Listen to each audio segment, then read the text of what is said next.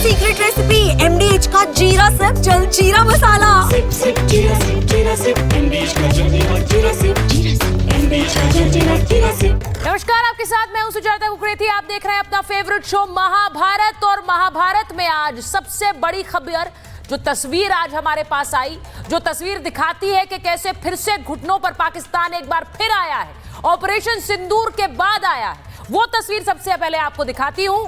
BSF के जवान पूर्णम कैसे वापस लौटे हैं। वाघा अटारी बॉर्डर से पूर्णम को वापस लाया गया। 20 दिन पहले पूर्णम कैसे बॉर्डर से पाकिस्तान की ओर चले गए थे और उस दौरान पाकिस्तान ने इनकी तस्वीर जारी की थी। तस्वीर जारी करके बताया था कि BSF का जवान उनके कब्जे में है। आज 20 दिन के बाद पूर्णम वापस लौटे हैं, वाघा अटारी बॉर्डर के जरिए वापस लौटे हैं। और यह तस्वीर अपने आप में बताती है कि 20 दिन के अंदर पाकिस्तान को कैसे फिर से सरेंडर करना पड़ा, हमारे BSF जवान को वापस करना पड़ा। यह तस्वीर आप देख लीजिए। आपको याद है ग्रुप कैप्टन अभिनंदन किस तरह से पाकिस्तान से वापस लौटे थे, और उस वक्त की यह तस्वीर पाकिस्तानी संसद में जब कहा गया था कि हम अगर अभिनंदन को वापस नहीं लौटाएंगे तो हिंदुस्तान हम पर हमला कर देगा, हम पर अटैक कर देगा। और हमारे प्रधानमंत्री ये बताते हुए उनके घुटने कांप रहे थे। ये सांसद साहब का कबूलनामा संसद के अंदर, जिसमें वो कह रहे थे कि हिंदुस्तान अपने जवान को यहां रहने नहीं देगा, ग्रुप कैप्टन अभिनंदन को यहां रहने नहीं देगा। इस बार जब पुलवामा के बाद ऑपरेशन सिंदूर हुआ है, पहलगाम के बाद जब ऑपरेशन सिंदूर हुआ है, उसके बाद BSF का जवान को वापस पाकिस्तान को करना पड़ा है, क्योंकि ये डर जारी है। चाहे 2019 हो या फिर 2025 हो, पाकिस्तान में ये डर जरूरी है कि हमारे जवान पर आप उंगली नहीं रख सकते हैं। 20 दिन बाद पूर्णम वापस लौटे हैं, वापस स्वदेश आए हैं। और जैसा मैं कह रही हूं, एक बार फिर से घुटनों पर आया है पाकिस्तान, मजबूर हुआ है कि वो BSF जवान को वापस लौटाएं। इसी के साथ साथ दूसरी बड़ी खबर आपको बता रही हूं, कैसे पाकिस्तान का गेम फिर से एक्सपोज हुआ है। क्यों कह रही हूं? क्योंकि पाकिस्तान जिस पर हमने एक स्ट्राइक की, यह कहकर कि आतंकी ठिकानों को हमने निशाना बनाया, पाकिस्तान पर हमला नहीं किया। पाकिस्तान में आतंकी नेक्सस को देखिए कितना स्ट्रांग है कि इस ऑपरेशन सिंदूर के बाद, ये जो तस्वीर आप देख रहे हैं, मसूद अजहर के परिवार के 14 लोग मारे गए और वहां सेना के अधिकारी परिवार के लोगों को श्रद्धांजलि देने पहुंच रहे हैं। और अब खबर ये आई है कि 14 करोड़ रुपए पाकिस्तान मुआवजे के रूप में, जी हां आप सही सुन रहे हैं, मुआवजे के रूप में मसूद अजहर के परिवार को देगा, क्योंकि बेचारे आतंकी मारे गए हैं। 14 करोड़ रुपए आतंकी के परिवार को दिए जाएंगे।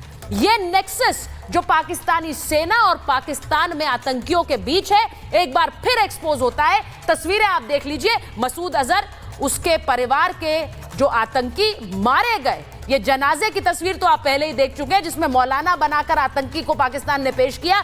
ये अमेरिका का मोस्ट वांटेड टेररिस्ट है, वो भी पोल खुल गई पाकिस्तान की। आतंकियों के जनाजे में बड़े बड़े जनरल खड़े होंगे तो 14 करोड़ तो मुआवजे में ही दिया जाएगा। एक बार फिर पाकिस्तान एक्सपोज हुआ है, आज इसकी बात करूंगी। और इसी के साथ साथ महाभारत में आज सवाल पूछ रही हूं, क्या भारत ने तैयार कर दिया है नया वर्ल्ड ऑर्डर? आने वाले समय में क्या एक नया वर्ल्ड ऑर्डर हमें देखने को मिलेगा, जिसमें जो लोग भारत के साथ हैं, जो एंटी टेररिज्म, जो कि भारत के साथ खड़े हुए हैं, उनके साथ एक नया गठजोड़ सामने आएगा। ये न्यू वर्ल्ड ऑर्डर जो आप इस वक्त देख रहे हैं, जिसमें भारत के साथ इजराइल है और रूस है। इजराइल ने इस पूरे ऑपरेशन सिंदूर के दौरान भी और पहलगाम के हमले के बाद भी भारत का सपोर्ट किया, भारत का साथ दिया। रूस ने सबसे पहले जिन देशों ने कंडेम किया, उनमें रूस था। पुतिन ने प्रधानमंत्री नरेंद्र मोदी से बात की। अब आज मैं पूछना चाह रही हूं कि क्या ये एक गठजोड़ है जो सामने आ रहा है, जो दुनिया भर के पाकिस्तान जैसे मुल्कों को सीधे सीधे चुनौती देगा? वो देश जो कि आतंकवाद को फैलाते हैं, जो आतंकवाद के समर्थक हैं। एक दूसरी तस्वीर आपको दिखा देती हूं। ये तो साथ है, लेकिन एक नापाक साथ भी है।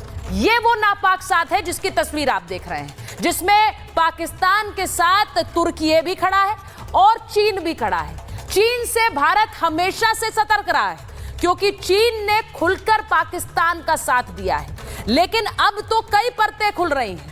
तुर्की जैसा देश जिसकी हमने कोविड में मदद की, जिसकी हमने भूकंप में मदद की, वो तुर्की भी आज खुलकर पाकिस्तान के साथ खड़ा होता है। और एर्दोगान का आज का बयान है जिसमें तुर्की के राष्ट्रपति कह रहे हैं कि हम अपने मुसलमान भाइयों के साथ, पाकिस्तान के भाइयों के साथ हमेशा खड़े रहेंगे।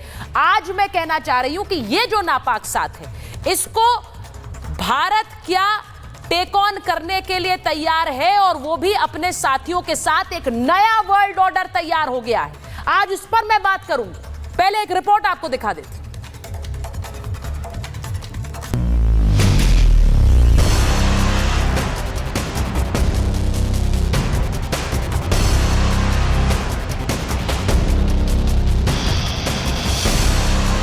घबराया पाकिस्तान, झुका पाकिस्तान,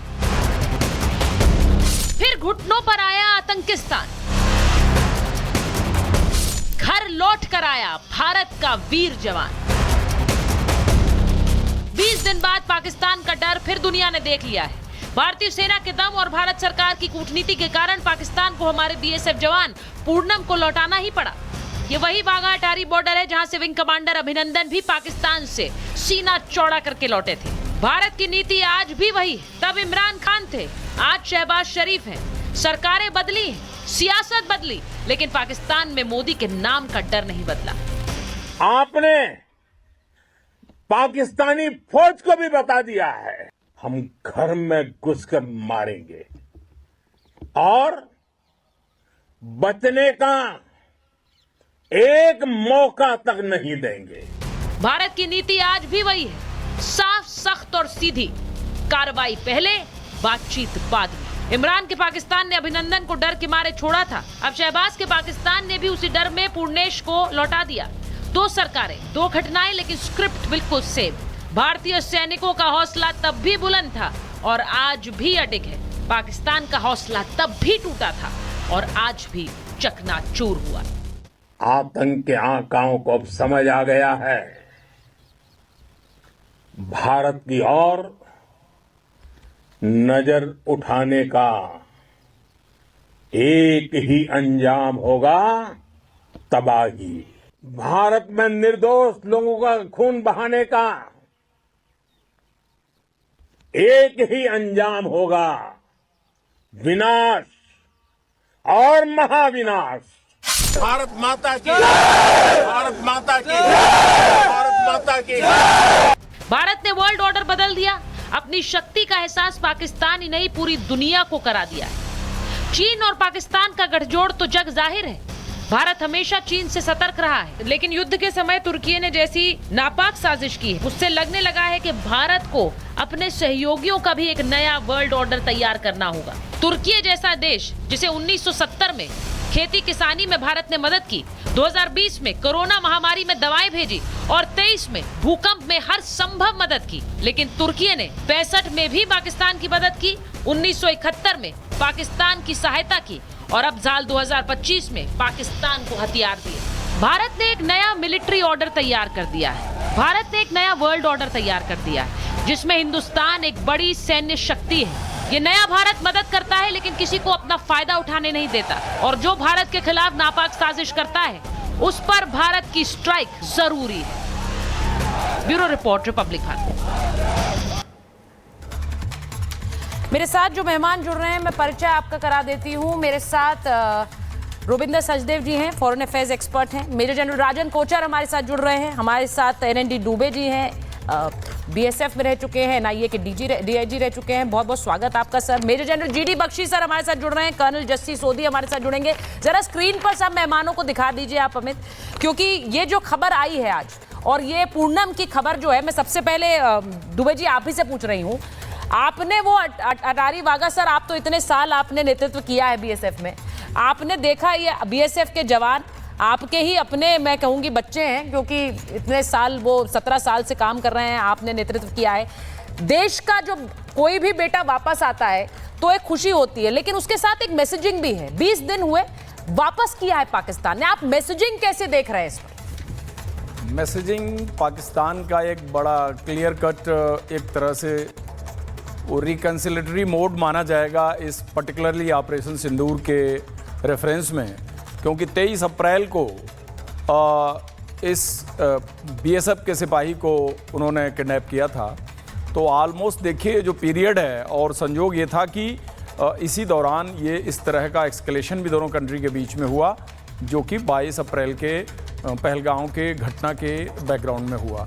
तो इसकी जो वापसी हुई है, क्योंकि इस दौरान जो भी लेट डाउन प्रोसीजर हैं दोनों बॉर्डर फोर्सेज के बीच में, वो पूरे प्रयास चल रहे थे, और इन सारी कोशिशों में पाकिस्तान ने कभी भी उसको पॉजिटिव रिस्पांस नहीं दिया, ना ही हमें उसको हैंडओवर किया। इतने दिन तक वो एक पूरे इंटरनेशनल कन्वेंशन और ट्रीटी को दरकिनार करके, और एक तरह से हॉस्टाइल कंट्री के तौर पर, क्योंकि देखिए आम परिस्थितियों में दोनों बॉर्डर गार्डिंग फोर्सेज एक बड़े रिड्यूस्ड लेस एक्सकलेशन और एक बड़े रिड्यूस्ड मिलिट्री मूवमेंट, मतलब जिसको कह लीजिए कि बिल्कुल टोन डाउन होता है, उन परिस्थितियों में काम करते हैं 365 दिन। और जो पहलगांव में पाकिस्तान ने अटैक किया उनके आतंकवादियों ने, उसके बैकग्राउंड में जो हमारा रिस्पांस रहा या प्रिपरेशन रही या बहुत सारे डिप्लोमेटिक स्टेप्स उठाए गए, लगता है उनके डिसीजन प्रोसेस पर उन्होंने इसको भी कहीं न कहीं ब्लैकमेल करने का एक पॉइंट रखा। बिल्कुल, मतलब ये जवान हमारे पास है ना, तो हम इसको ब्लैकमेल करेंगे। उन्होंने अभिनंदन के समय भी ऐसा करने की कोशिश की थी, लेकिन मैं ये याद दिला दूं कि अभिनंदन के समय मैंने इसीलिए वो तस्वीर दिखाई कि हमारे अफसर को जब पकड़ा था, और उस समय क्योंकि उनमें तो ये मादा था कि वो बॉर्डर क्रॉस करके पाकिस्तान में जा पाए, इनमें तो उतना भी नहीं है सर। लेकिन ये जो तस्वीर उस समय के पाकिस्तानी संसद की थी, जिसमें खुलेआम एक कबूलनामा था कि भारत हम पर हमला कर देगा अगर हमने नहीं छोड़ा। उस समय प्रधानमंत्री का बयान हमको याद है, और प्रधानमंत्री का जो चेहरा था floor of parliament of Pakistan में, वो भी मुझे ध्यान है। तो उन्होंने कितना आनंद फानन में, और उसको बड़े ही एक देखा जाए तो अभिनंदन का कितना स्वागत हुआ था हमारे भूमि पे आने के बाद। तो इस जवान को उन्होंने एक ब्लैकमेलिंग पॉइंट के तौर पे रखा हुआ था। और अभी जो सिचुएशन हुई है 10 और 11 तारीख के डेवलपमेंट के बाद, उनको फाइनली इसे हैंडओवर करना पड़ा। और डीजीएमओ लेवल की जो टाक हो रही थी कल परसों तक, जिन बातों का ब्यौरा भी आ रहा था टीवी पर, हमको हिंट तब लग गया था कि लगता है इसके वापसी के बस 24 और 48 घंटे ही बचे हैं। ये पाकिस्तान बहुत पहले भी कर सकता था, ग्राफिक ले लीजिए, एक ऐसा जेस्चर वो पहले भी एक्सटेंड कर सकता था, क्योंकि ये वहां का रूटीन प्रोसीजर है। दोनों कंट्री के बॉर्डर गार्डिंग फोर्सेज के बीच में यह एक अनटोल्ड लॉ है, और इसका सिस्टम है। सर मैं एक चीज मैं बताना चाह रही हूँ। ग्रुप कैप्टन अभिनंदन के समय हमें याद है, मेजर जनरल साहब यहाँ बैठे हुए हैं। मेजर जनरल, आप ये जानते हैं कि भारत अपने जवानों की एक एक जवान की कीमत क्या मानता है। कल जब आदमपुर एयरबेस पर प्रधानमंत्री नरेंद्र मोदी पहुंचे थे, और वहां जब भारत माता की गूंज हुई थी, हमने बड़ा क्लियर एक मैसेजिंग थी कि ये जवान, जब उनमें से कई जवानों ने कहा कि हम आपके साथ खड़े हैं प्रधानमंत्री से, तो उन्होंने कहा भाई आपकी वजह से तो हम खड़े हैं। ये मैसेजिंग इज वेरी क्लियर। आज बीएसएफ के जवान की वापसी भी एक क्लियर मैसेज है। हम अपना एक भी जवान अफसर उसे आपके पास छोड़ेंगे नहीं, आपको घुटनों पर आकर वापस करना पड़ेगा। मेजर जनरल सुजाता, जब विंग कमांडर अभिनंदन का केस हुआ आप था, ग्राफिक्स लीजिए प्लीज। तो आपने, जी सर बोलें। मेरी आवाज आ रही?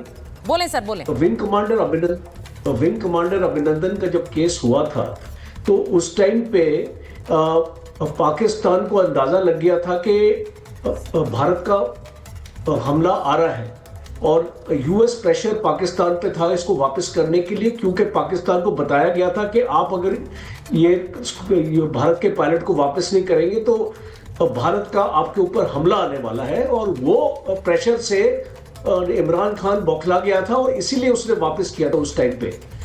इस बार आप एक क्लियर कट अपने देखते हैं कि ये जो 4 दिन का कॉन्फ्लिक्ट हुआ है पाकिस्तान के साथ, और जो अभी एक टैक्टिकल पॉज है, ये अभी खत्म नहीं हुआ है, कॉन्फ्लिक्ट चल रहा है। अब इसमें पाकिस्तान के ऊपर बहुत प्रेशर था इसको वापस करने के लिए, क्योंकि अगर जो इस टाइप की अगर पाकिस्तान जेस्चर नहीं दिखाता है, तो एक पाकिस्तान जो हमने उसके साथ अभी एक टेम्पररी सीजफायर किया है, वो उसको एस्केलेशन की तरफ ले जाएगा। दूसरा, आपने देखा कि इसको 22 दिन रखा गया है। नॉर्मली जैसे अभी बीएसएफ के दुबे साहब बता रहे हैं, नॉर्मली 2 या 3 दिन के अंदर वापस कर दिया जाता है। इतना लंबा पीरियड नहीं रखा जाता क्योंकि फ्लैग मीटिंग्स होती हैं और उसी में ये फैसला होता है। तीसरा एक और खबर थी, आई डोंट नो उसमें पुष्टि हुई है कि नहीं। जब हमारा बीएसएफ के जवान को कैप्चर किया था इन लोगों ने, तो हमने भी इनका एक रेंजर उठाया था एक और जगह से जो अंदर आ गया था। तो इसको मैं जो है ये भी जानना चाहूंगा कि ये बड़ा सर ये बड़ा क्लियर है। मैंने जैसा कहा, आज बहुत सी तस्वीरें, कल प्रधानमंत्री की तस्वीरें हमने देखी थी आदमपुर एयरबेस से। जीडी बख्शी सर को जरा स्क्रीन पर रखिए, मैं एक बार उनके पास जाऊंगी। और ये आज की जो तस्वीर आई है पूनम की, ये बड़ा क्लियरली एक मैसेजिंग है पाकिस्तान को कि हम अपने एक भी जवान और एक भी अधिकारी पर को, एक एक अधिकारी एक एक जवान को की कीमत क्या है हम समझते हैं। हम आपके जैसे नहीं है जीडी बख्शी सर, जो अपने अफसरों की, अपने जवानों की लाशों तक को नहीं ले पाते हैं। हम आपकी तरह नहीं है। मैं जरा चाहूंगी कि आज तस्वीरें भी जरा चला दीजिए। जो तिरंगा यात्रा आज भारत में अलग अलग जगह निकल रही है, अगर उसकी अच्छी तस्वीरें आ रही हैं उनको जरा चलाइए आप। और इसी के साथ साथ जरा मसूद अजहर की तस्वीर चलाइए। मैं जरा जीडी बख्शी सर को ये बताना चाहती हूँ। जीडी बख्शी सर, आज 14 करोड़ रुपए मसूद अजहर के परिवार को पाकिस्तान में मुल्ला मुनीर दे रहे हैं, पाकिस्तान की सरकार दे रही है। वो ग्राफिक चलाइए जरा स्क्रीन पर अमित, क्योंकि आप सोचिए ये पैसा जो पाकिस्तान लगातार लेता है आईएमएफ से, भारत, अमेरिका से, उस पैसे को किन्हें दिया जाता है?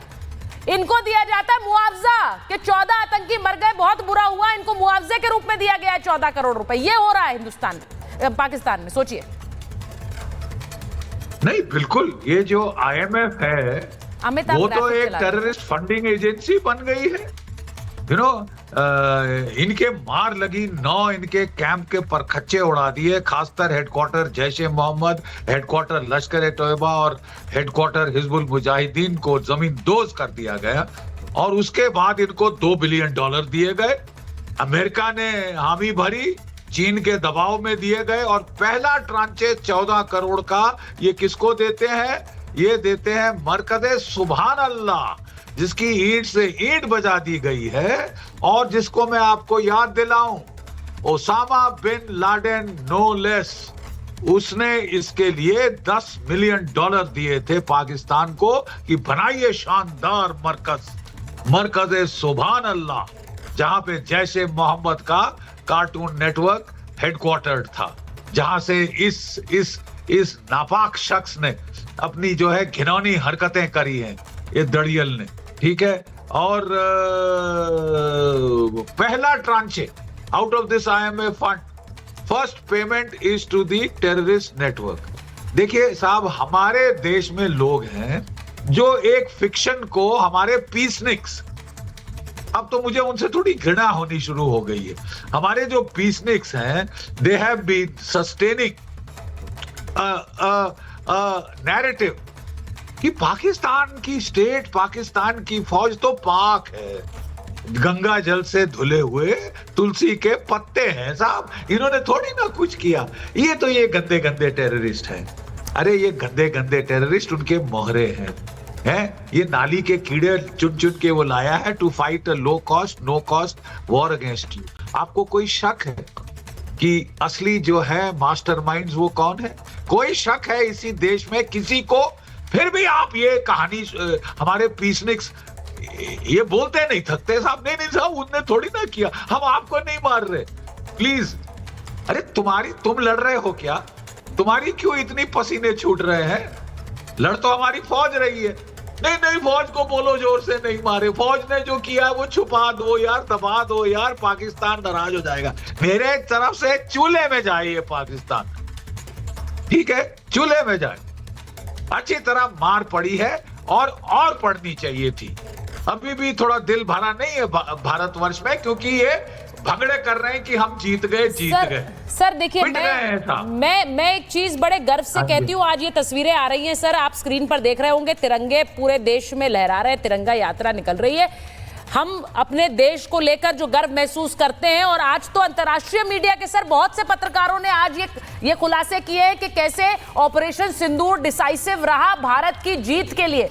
भारत ने कैसे उसे वन साइडेड डिसाइसिव ऑपरेशन बना दिया था। पाकिस्तान को मानना पड़ा कि भाई आपको भागकर सीजफायर मांगनी पड़ी। ये तो आज अंतर्राष्ट्रीय मीडिया में न जाने, उनके भले ही अमेरिकी राष्ट्रपति आकर कुछ बयान देते हैं तो बहुत से लोग सोचते हैं कि ये सीज फायर हो गया, उसको लेकर सवाल उठाते हैं, लेकिन बहुत से डिसाइसिवली आज ये बता रहे हैं कि भारत ने कैसे इसे हासिल किया, क्योंकि पाकिस्तान सीज फायर चिल्ला रहा था। सर जीडी बख्शी, देखिए मैं खुद आपके शो पर था टॉम कूपर के पास, जो ऑस्ट्रिया का बहुत माना हुआ दर्जे का मिलिट्री एनालिस्ट है, ठीक है, एयर पावर एनालिस्ट है, एयर पावर हिस्टोरियन। उसने दो टूक शब्दों में कुछ कहा है जो प्लीज अगर आप मुझे अनुमति दें तो मैं आपके दर्शकों के साथ शेयर करना चाहूंगा। उसने कहा कि शानदार प्रदर्शन रहा है हमारी एयरफोर्स का, मार मार के परखच्चे उड़ा दिए, 11 एयरबेस डाउन कर दिए, 3 रडार फोड़ दिए, ठीक है। पाकिस्तान की एयरफोर्स भाग के पीछे छुप गई है, एयर स्पेस खाली कर गई है, ठीक है। हमने उनके लोग कह रहे हैं, वो कह रहे हैं और मैं उनसे सहमत हूं, मेरा निजी ओपिनियन है, ठीक है, सरकार कुछ भी कहे, मेरा निजी ओपिनियन है कि उन्होंने हम पे एक टैक्टिकल बैलिस्टिक मिसाइल फायर किया था। भारत के पास कोई तरीका नहीं था जानने के लिए कि वॉरहेड क्या है, we couldn't wait for it to hit. वो टैक्टिकल बैलिस्टिक मिसाइल को तो हमने फोड़ ही दिया और साथ साथ इसके पहले और कोई चला पाए। हमने जो आपके चकलाला एयरबेस के पास इनके जो न्यूक्लियर वेपन स्टोरेज टनल्स थी, उनके मुंह पे ब्रह्मोस मारे। 3.5 मैक ब्रह्मोस की स्पीड होती है, जब इस तरह से इंपैक्ट करता है तो 16 मैक का इंपैक्ट होता है। अरे साहब वहां पे तो सेस्मिक अर्थक्वेक जैसे 4.5 5.2 रिश्टर स्केल के ऊपर आए। और फिर साहब इनको अगले दिन रेडियो एक्टिविटी, इनका जो B550 वो बीचक्राफ्ट था जो कि न्यूक्लियर रेडिएशन चेक करता है, तो वो उड़ा जो है आपके जगाई हिल्स के ऊपर, आपके किराना हिल्स के ऊपर और इस्लामाबाद के ऊपर, और बोला साहब रेडियो एक्टिविटी है। तो साहब दौड़े, ये रोते गए और वहां से साहब वो इजिप्ट से जहाज आया बोरॉन 10 लेके। बोरॉन 10 क्या है? आइसोटोप है, जबकि न्यूक्लियर मेल्टडाउन हो जाए तो उसको टैंप करते हैं। यानी जिन बिलों में, जिन टनल्स में इनके न्यूक्लियर वॉरहेड स्टोर्ड थे, उनको खुद बंद करनी पड़ी है लोहा लेड लगा के और बोरॉन डाल के उसके ऊपर। इतना बड़ा सक्सेस। सर मैं एक बार जरा ये बड़ा क्लियरली आज, क्योंकि मैं ये पूछ रही हूँ और रोबिंदर जी भी जुड़े हैं, जीडी बख्शी सर को स्क्रीन पर रखिए।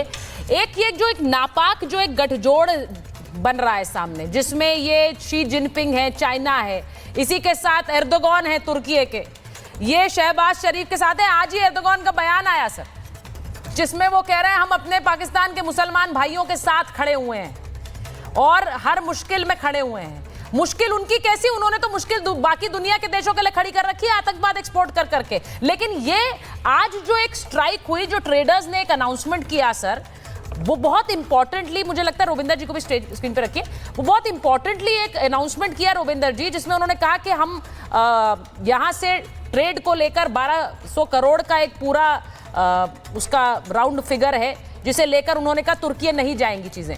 इसी के साथ साथ जो कई ट्रैवल कंपनीज हैं, उन्होंने कहा 60% डाउन हो गया है तुर्की और अजरबैजान, क्योंकि ये वो देश हैं जो सपोर्ट कर रहे थे।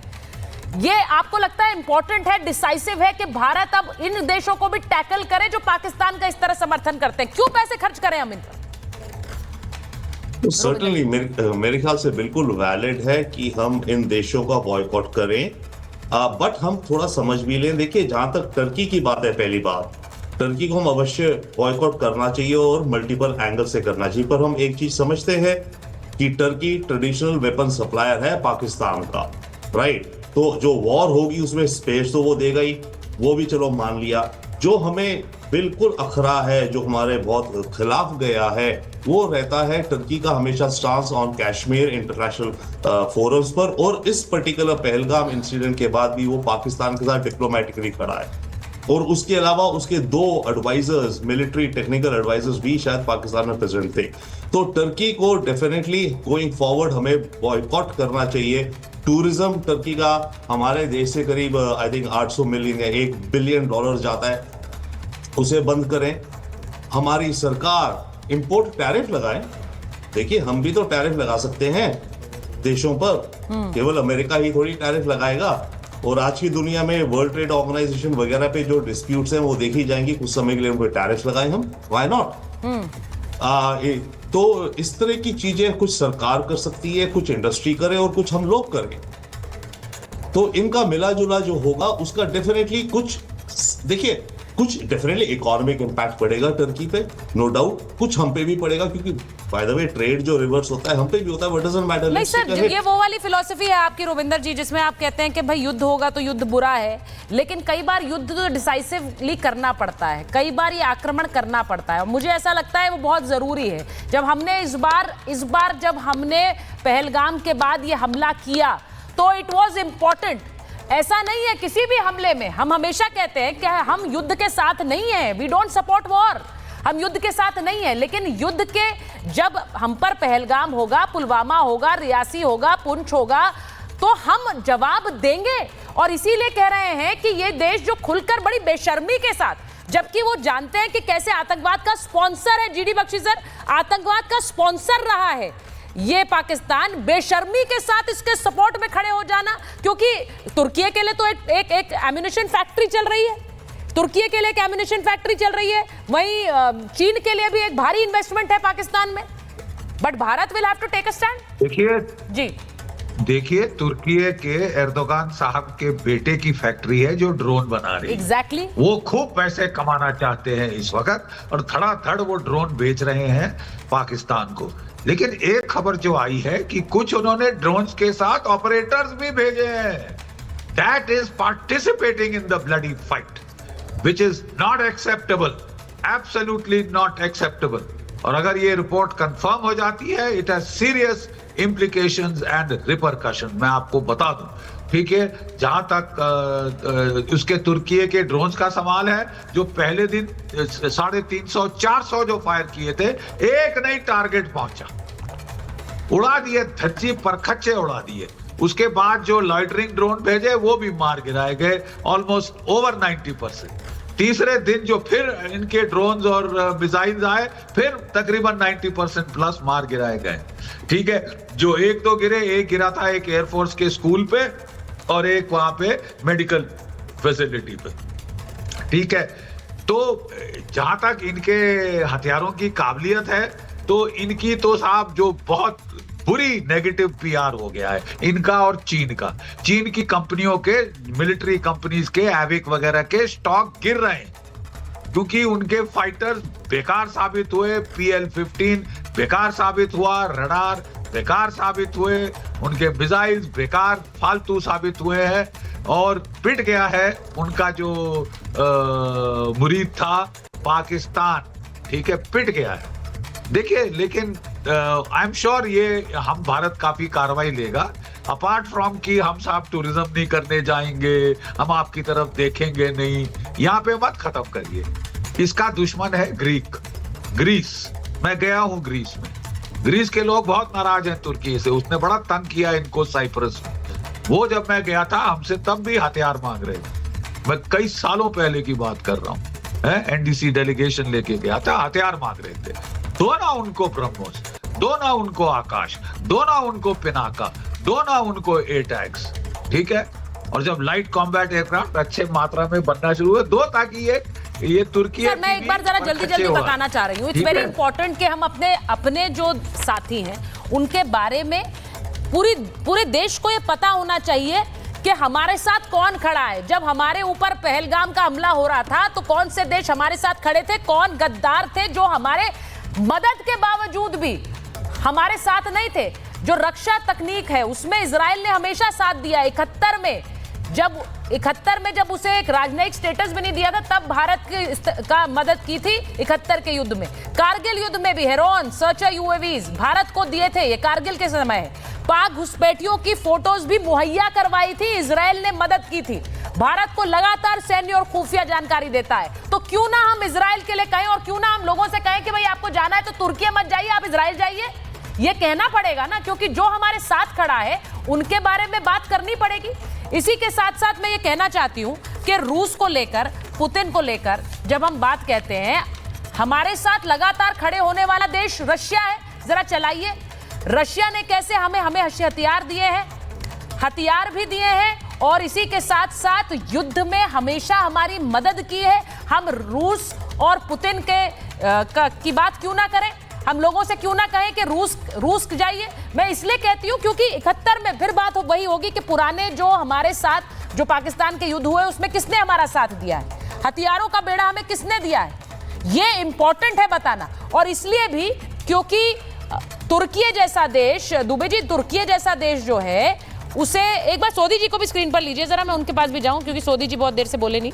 सोदी जी, तुर्की जैसा जो देश है उसको हमने भूकंप में मदद की, उसकी मदद हमने कोविड में की, और ये आज भी कह रहे हैं कि पाकिस्तान के भाई हमारे भाई हैं, हम उनके साथ खड़े हैं। जय हिंद सुचेता जी। जय हिंद। ये मेरा सौभाग्य कि मैं आपके न्यूज चैनल में हूं और विख्यात को पैलेस के साथ हूं। 1971 की जंग से पहले तब की प्रधानमंत्री इंदिरा गांधी ने दुनिया के 61 बड़े देशों को चिट्ठी लिखी थी मदद के लिए। 61 में से 3 ही देश भारत की मदद के लिए उन्होंने वापस जवाब दिया। एक था सोवियत संघ जो अब रूस है, दूसरा था इजराइल जिसके साथ तब हमारे कूटनीतिक संबंध नहीं थे, और तीसरा था युगोस्लाविया। 3 देश में से युगोस्लाविया तो टूट गया 7 छोटे देशों में, लेकिन रूस और इजराइल आज भी भारत के साथ उसी तरह अटूट तरीके से खड़ा है जिस तरह 1971 में था। मैं आपकी बात से बिल्कुल हामी भरता हूं। अगर भारत को या किसी भी भारतवासी को भरोसा होना चाहिए वो सिर्फ रूस और इजराइल पे होना चाहिए, क्योंकि यही दो देश हैं जिन्होंने पहले से लेके आज तक भारत के साथ अटूट तरीके से खड़े हैं। ये तुर्की जैसे देश, चीन जैसे देश, ये हमेशा भारत के खिलाफ हरकतें ही करते आए हैं। जितना भी हम इनसे बातचीत कर लें, ये कभी हमारे मित्र नहीं बन सकते, ये हमारे दुश्मन है। हमें ये हकीकत माननी होगी। मैं आपके चैनल सर, मैं एक बार जरा बताऊं, आपसे जब बात कर रहे हैं तो बड़ी खबर आ रही है कि पाकिस्तान में तुर्की के 2 ड्रोन ऑपरेटर ढेर हुए हैं। भारत के हमले में तुर्की के 2 ड्रोन ऑपरेटर्स मारे गए। भारत के खिलाफ ड्रोन अटैक में पाकिस्तान की मदद कर रहे थे।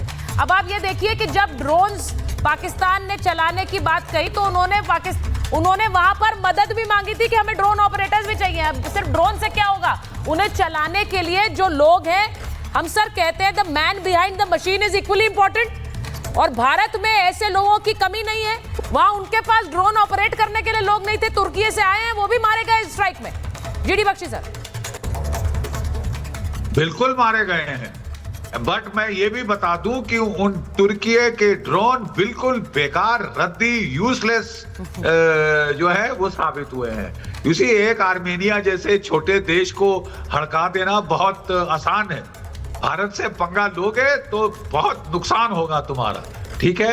एक भी उनका ड्रोन कामयाब नहीं हुआ, मतलब हास्यप्रद परफॉर्मेंस रही है। शामिल चीन, शामिल तुर्की के drone, they have been shot out of the sky like flies, मक्खियों जैसे मार गिराए आसमान से।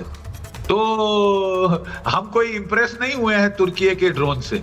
अरे मैं आपको बताऊं साहब, खबर आई थी कि तुर्की 3000 अपने जो है टेररिस्ट तैयार कर रहा था जम्मू कश्मीर भेजने के लिए। Act of war. ये भी जो है अपने ड्रोन ऑपरेटर भेजना हथियार के साथ एक्ट ऑफ वॉर है, ठीक है। और अच्छा हुआ वो मारे गए ताकि थोड़ा खून तुर्की के ऊपर भी छींटे पड़े जो वो खून देखना चाहता है। तुर्की बनना चाहता है खलीफा, तुर्की बनना चाहता है खलीफा दुनिया में। वो कहता है कि सऊदी अरेबिया नहीं है असली जो है मुसलमान मुल्क, मैं हूं खलीफा। मेरे से बात करो, है मैं हर जगह जाके अड़ंगे लगाऊंगा, जिहाद कराऊंगा। इकोनॉमी साली डूब रही है इनकी, है फटीचर ये भी हो जाएंगे थोड़ी देर में, जिस तरह से एर्दोगान साहब जा रहे हैं, उनके बेटे खसोट रहे हैं। वो अपनी फैक्ट्री बनाई है ड्रोन की, तो इसलिए वो ड्रोन बेचना चाहते हैं एक पाकिस्तान को जो डूब रहा है। पैसे मिल जाएंगे या नहीं मियाँ, पैसे डुबो दोगे, ये पेमेंट की हालत में नहीं है। या फिर वो दोगे जो ये IMF का लोन है ना 2 बिलियन का, 14 करोड़ तो दिए, ये क्या कहते हैं, जैश ए मोहम्मद के महल जो ढह गया उसको रिपेयर करने के लिए, जो ओसामा बिन लादेन ने बनवाया था। आप इनकी जून, इनकी जात समझ गए? ये क्या, किस जून के हैं ये? सर, तो तुर्की अगर उसमें आना चाहता है, सर, मैं एक चीज कह दूं कि तुर्की प्लीज ना भूले। आप जब ये बात कर रहे हैं तुर्की और अजरबैजान की, मैं एक बार बता देती हूँ कि बॉयकॉट का असर क्या हो रहा है, और ये बहुत जरूरी है कि हमारे देश के लोग इसे देखें और इसे समझें। अजरबैजान के खिलाफ बॉयकॉट का असर कैसे तेज हुआ है। तुर्की अजरबैजान की ट्रैवल बुकिंग्स में भारी गिरावट आई है। एक हफ्ते में तुर्की अजरबैजान की बुकिंग 60% की कमी है। एडवांस बुकिंग कैंसिलेशन रेट 250% है। यानी कि आप सोचिए, जिन लोगों ने ये बुकिंग करा रखी थी वो अब इसे कैंसिल कर रहे हैं। 250% है advance booking cancellation. Online travel agency MakeMyTrip ने ये जानकारी दी है। यानी बहुत से लोग हैं जो जाते हैं तुर्की, जो जाते हैं अजरबैजान, उन्होंने कहा बस हो गया, अब नहीं जाएंगे। ये देश ऐसे हैं जो हमारे देश के खिलाफ है, हम इनकी इकोनॉमी को क्यों दें? हम उन इकोनॉमीज को देंगे जो हमारे देश की मदद करें। इन देशों को बॉयकॉट करना जरूरी है। इसीलिए मैं कह रही हूं कि 60% जो बुकिंग है उसमें कमी आई है और 250% कैंसिलेशन है। और इसी के साथ साथ मैं उन स्ट्राइक्स की बात कर रही हूं, जरा जल्दी से बताऊंगी, उसके बाद आ रही हूं मेहमानों पर।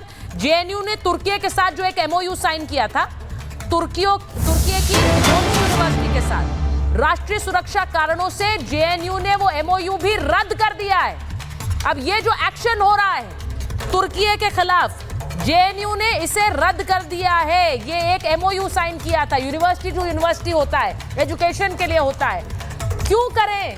क्योंकि तुर्की तो खुलकर कहता है, ऐलान करते हैं एर्दोगान के पाकिस्तान और शहबाज के साथ है, और ये एमओयू भी राष्ट्रीय कारणों से रद्द हुआ है। वेरी इंपॉर्टेंटली दुबे जी, ये इंपॉर्टेंट है। जैसा मैं कह रही हूँ 250% अगर बदलाव होता है तो इसका मतलब ये है कि लोगों पर असर हो रहा है इसका। ये बहुत बड़ा मुद्दा है, क्योंकि तुर्की ने ये अपने पैर पे खुद कुल्हाड़ी मारी है। मेरी जो जानकारी है कि कश्मीर हाउस जो तुर्की के कैपिटल में बसा हुआ है, कंप्लीट कश्मीर रिलेटेड पॉलिटिक्स वहाँ से चलती है।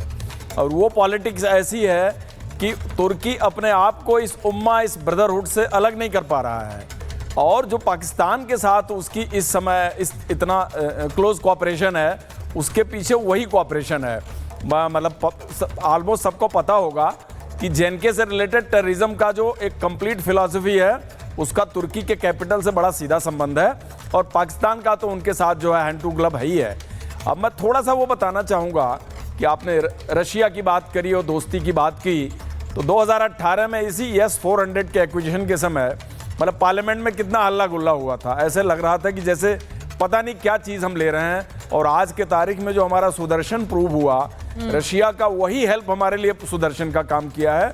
और अजरबैजान के बारे में आपने बता ही दिया कि बुकिंग से टूरिज्म, इन दोनों कंट्री के इकोनॉमी पर बहुत बड़ा धक्का है। और इंडिया इतना बड़ा पॉपुलेस बेस है, इतना बड़ा पॉपुलेशन और टूरिस्ट बेस है कि इतने लोगों का बायकॉट करना और टर्की में नहीं जाना, इन कंट्रीज में नहीं जाना, ये एक सीधा इंडिकेशन है कि अगर आप पाकिस्तान सर, मैं आपको एक बार रोक रही हूं। मेजर जनरल कोचर जरा सुनिएगा, मेजर जनरल जीडी बख्शी से सुनिएगा। सिंधु जल संधि रद्द करने से पाकिस्तान कैसे बिलबिलाया है।